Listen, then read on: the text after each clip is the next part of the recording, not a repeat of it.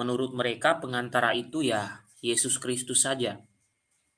Maka bagi mereka tidak ada pengantara sekunder atau tambahan atau yang lain, minta doa kepada orang lain, atau juga ketika kita meminta didoakan oleh pemimpin agama.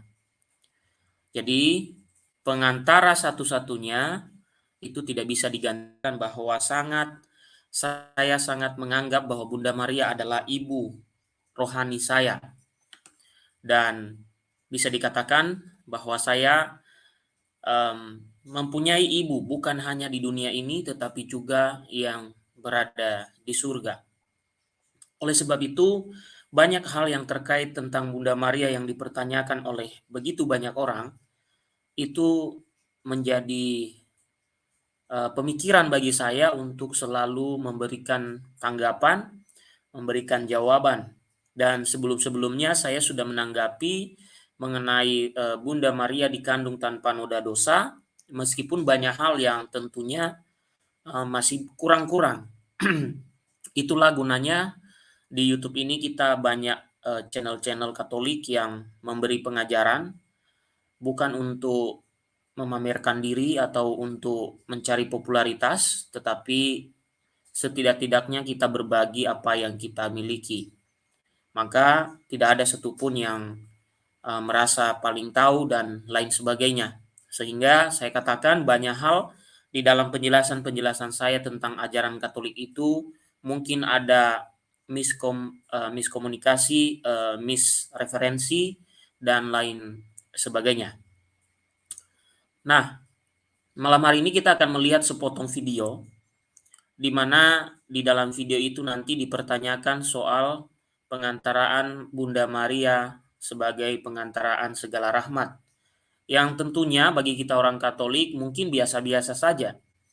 Tetapi ketika orang lain bertanya pada kita, setidaknya kita bisa memberikan pertanggungjawaban.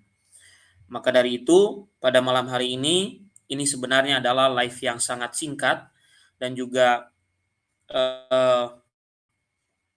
mudah-mudahan dapat berjalan dengan lancar dengan sinyal yang baik.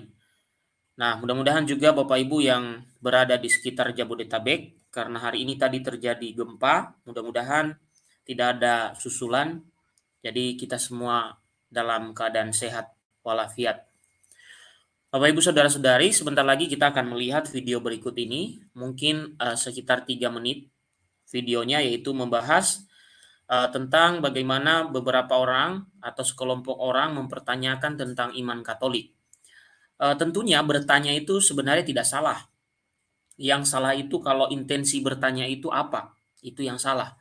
Ada intensinya untuk mencobai, ada intensinya untuk sekedar membuat orang lain bingung. Tapi kalau bertanya untuk mengetahui dan kemudian setuju untuk tidak setuju, itu hal yang menurut saya biasa saja. Tapi yang terjadi dalam video ini adalah mereka menyampaikan tuduhan setelah mempertanyakan tentang iman Katolik. Baik, saya akan tampilkan videonya yang kurang lebih ada 3 menit. Kita akan lihat videonya.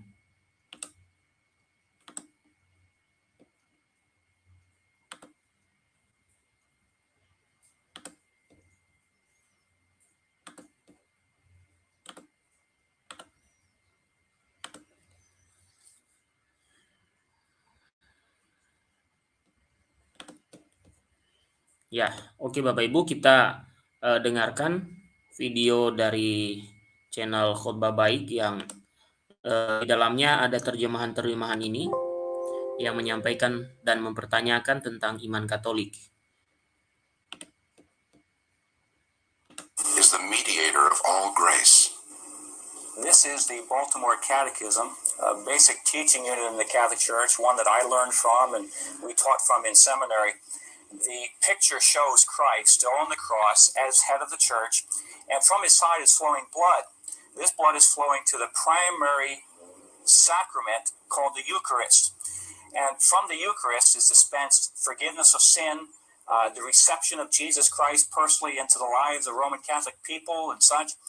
And then from that sacrament is the blood is continuing to the flow through the hands of Mary.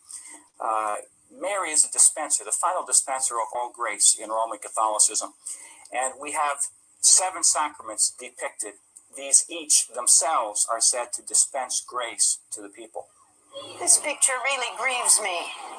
The people would have to go through the church and through Mary to receive the grace that Christ earned on Calvary is so contrary to biblical doctrine, and it's just wrong.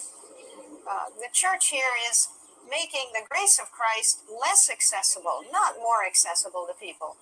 Christ is the one mediator between God and man. So here we have an example of someone in Scripture, Mary, who is a very beautiful person and a model of Christian life, as you know, in her faith walk with the Lord, and it gets distorted off into a tradition, a definition, a dogmatic definition that contradicts Scripture. Oke, baik Bapak Ibu, saya stop sampai di situ karena topik selanjutnya adalah tentang keselamatan dalam Katolik. Bapak Ibu bisa memperhatikan tadi apa yang mereka sampaikan, itu penuh dengan tuduhan dan framingsasi ya. Jadi mereka berusaha memframing, menyampaikan seperti ada kata-kata tadi ya, seolah-olah rahmat Kristus itu tidak bisa diakses. Oke, dibatasi, itu kira-kira ya. Kemudian dikatakan seolah-olah ajaran pengantara rahmat ini itu bertentangan dengan yang diajarkan dalam 1 Timotius.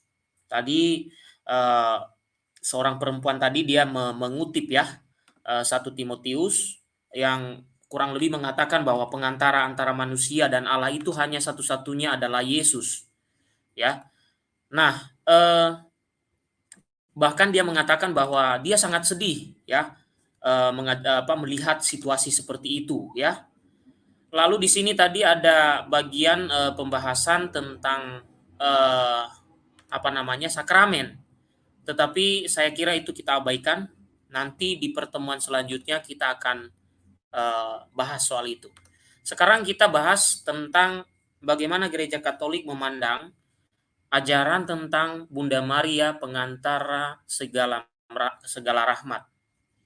Ya, sebelum saya masuk kepada jawaban yang saya kutip beberapa ajaran Katolik, salah satunya yang dijawab oleh Romo Petrus Maria Handoko yang dimuat di dalam majalah Hidup, itu nanti saya kutip salah satunya.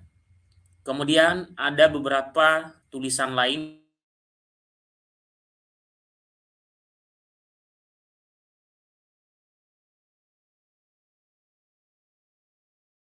orang Katolik atau saya ya, contohnya orang Katolik yang sama sekali tidak melek terhadap ajaran Katolik, mendengar kata-kata mereka itu mudah terdoktrin dalam pikiran saya bahwa memang benar Katolik itu salah. Karena apa? Mereka mempertentangkan ayat kitab suci tadi tentang pengantaraan antara Allah dan manusia. Tapi mereka mengabaikan makna yang dimaksud oleh Katolik di situ. Jadi di luar sana Bapak Ibu, itu tadi kan video luar negeri, tapi di Indonesia juga ada semacam itu. Ya, di lain waktu saya akan menampilkan itu. Sebelum selesai pemaparan nanti Bapak Ibu, saya belum mengangkat ke atas saya yang bergabung ya, mohon maaf. Setelah selesai nanti baru saya akan angkat supaya selesai materinya terlebih dahulu. Baik. Terima kasih atas antusiasnya saudara-saudariku ya. Nah, bisa kita lihat ya Bapak Ibu, bagaimana kelompok di luar Katolik itu ya, bagaimana cara-cara mereka memelintir ajaran Katolik ketika mereka menyampaikan di hadapan umum. Dan Bapak Ibu sudah melihat video-video yang saya buat ketika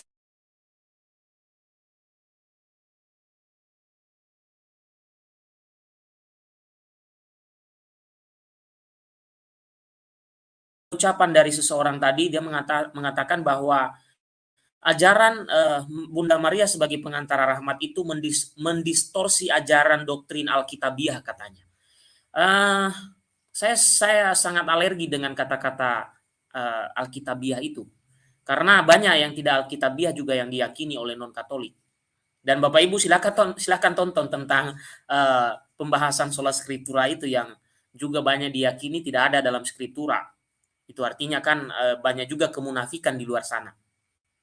Nah, Bapak Ibu kita lihat bagaimana ajaran yang kita dengarkan tadi itu dipahami dalam gereja Katolik, bukan seperti yang mereka maksud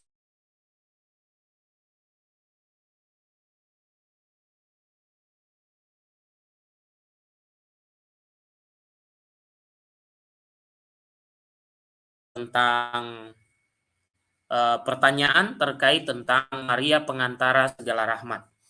Mudah-mudahan di Bapak Ibu kelihatan ya. Saudaraku Lens, nanti saya angkat ya setelah selesai pemaparan. Tidak begitu panjang juga materinya, karena bentuknya lebih ke klarifikasi terhadap tuduhan mereka. Baik, di dalam majalah Hidup saya menemukan ada seorang yang bertanya, ya, ada seorang yang bertanya kepada Romo Petrus Maria Handoko, di mana saya juga sering membaca buku-buku beliau itu, ya, dan juga pernah menjadi seorang Romo yang sangat aktif menjawab pertanyaan umat di majalah Hidup. Untuk tahun-tahun ini saya belum tahu majalah itu apakah masih memuat pertanyaan-pertanyaan dengan jawabannya. Mudah-mudahan masih ya, karena Romo Petrus Maria Handoko ini sangat mumpuni dalam menjawab soal itu. Baik, Bapak Ibu, kita akan melihat ya, Maria pengantara segala rahmat. Nah, pertanyaan yang dipertanyakan itu adalah mengapa dalam gereja Katolik, ya, Bunda Maria mempunyai peranan untuk menjadi perantara doa-doa kita. Dalam kurung, dengan adanya devosi-devosi. Sedangkan saudara-saudari kita Kristen non-Katolik tidak demikian. Lalu dilanjutkan pertanyaannya,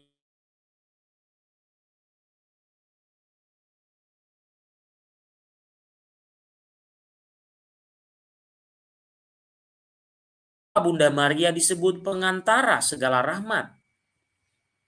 Nah, saya kira ini jawabannya tepat sekali untuk pertanyaan video tadi. Dan tepat sekali untuk meluruskan omongan dalam video tadi. Ini adalah pertanyaan ini mewakili pertanyaan orang-orang dalam video tadi. Nah, sekarang kita lihat penjelasan dari Romo Petrus Maria Handoko CM yang menulis di dalam majalah Hidup. Di sini Romo menjelaskan, ya, dia mengatakan demikian. Ada beberapa poin yang dia beritahu dan sangat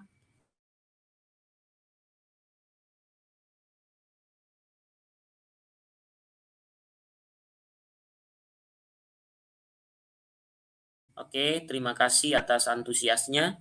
Oke, pertama, ini adalah jawaban dari Romo. Pertama, dikatakan demikian. Memang benar, Yesus Kristus adalah satu-satunya pengantara kita antara manusia dan Allah. Ya, memang dia adalah satu-satunya pengantara kita, manusia dengan Allah. Sebagaimana dalam 1 Timotius 2 ayat 5-6, dan gereja Katolik tidak pernah membantah itu. Bisa saja kita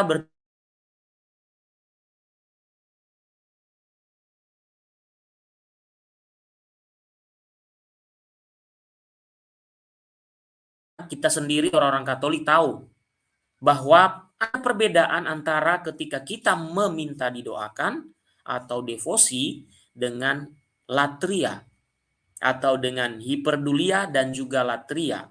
Latria atau penyembahan itu hanya diberikan kepada Allah Tritunggal. Kemudian hiperdulia itu kita berikan kepada devosi-devosi atau penghormatan kepada Bunda Maria dan Santo Santa. Kemudian yang selanjutnya disebut dulia relatif, kita berikan kepada benda-benda rohani. penghormatan kepada benda-benda rohani yang sudah didoakan atau diberkati.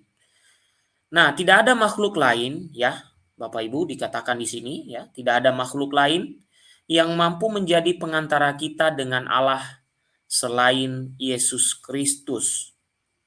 Itu yang dikatakan oleh Romo Handoko di sini, ya. Karena alasannya kenapa? Karena hanya dialah yang sungguh Allah dan sungguh manusia. Dua kodrat yang dimiliki oleh Yesus Kristus itulah yang memungkinkan kepengantaraan yang sungguh antara Allah dan manusia. Dan Bunda Maria tidak mempunyai dua kodrat seperti Yesus Kristus. Itu penjelasan bagian pertama. Jadi, bagian pertama ini mengonfirmasi kepada Anda, termasuk yang percaya kepada video tadi, Gereja Katolik tidak pernah menolak ajaran kitab suci yang mengatakan satu-satunya pengantara Allah dan manusia adalah Kristus Yesus, dan tidak ada manusia satupun, bahkan Bunda Maria sekalipun, tidak bisa menghentikan posisi Yesus itu.